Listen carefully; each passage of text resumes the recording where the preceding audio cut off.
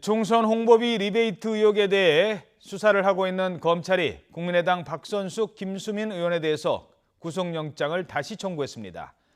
공천 대가로 수억 원을 받은 혐의를 받고 있는 박준영 의원에 대해서도 구속영장을 재청구했습니다. 취재기자 연결해서 자세한 내용 들어봅니다. 최기성 기자. 네, 사회부입니다. 검찰이 두 의원에 대해서 구속영장을 재청구했다고요? 네, 서울 서부지방검찰청은 국민의당 박선숙 의원과 김수민 의원에 대한 구속영장을 재청구했다고 밝혔습니다. 검찰은 이미 같은 혐의로 구속된 왕주현 전 사무부총장과 똑같은 기준을 적용해야 한다며 이같이 설명했습니다. 또 공정한 선거를 위해서는 선거사범을 엄격하게 다뤄야 한다고 밝혔습니다. 추가 소환 없이 영장 재청구를 결정한 검찰은 국민의당의 자료 제출을 요구했지만 비협 조적이라 증거 수집에 어려움을 겪고 있다고 말했습니다.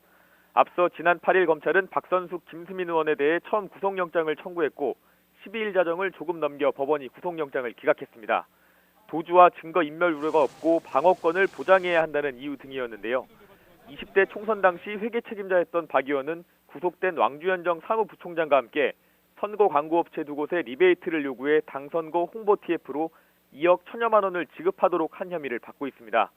같은 당 비례대표인 김 의원은 선거 TF 홍보활동 대가로 리베이트 1억여 원을 받고 허위계약서 작성에 가담한 혐의도 받고 있습니다. 또 이 공천 대가로 수억 원을 받은 혐의를 받고 있는 박준영 의원에 대해서도 구속영장을 다시 청구했다고요? 네, 그렇습니다. 서울 남부지방검찰청은 공직선거법과 정치자금법 위반 혐의로 박 의원에 대해 구속영장을 재청구했다고 밝혔습니다. 지난 2달 동안 구속영장 기각 사유를 자세히 검토해서 내린 결정이라고 설명했습니다. 또 지난 영장 청구 때 밝혀지지 않았던 선거비용 불법 지출 혐의도 추가 확인됐다고 말했습니다. 박 의원이 선거 당시 홍보물 8천만 원어치를 납품받은 뒤 선거관리위원회에 3,400만 원으로 지출을 축소 신고했다는 겁니다.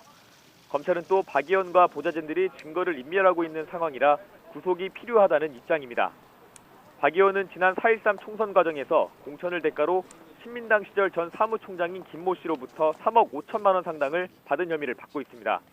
앞서 지난 5월 법원은 증거인멸과 도주 우려가 없고 받은 돈의 대가성을 두고 다툼의 여지가 있다며 검찰의 영장 청구를 한 차례 기각했습니다. 이에 따라 박 의원의 구속 여부에 다시 관심이 쏠리고 있습니다. 지금까지 사회부에서 YTN 최기성입니다.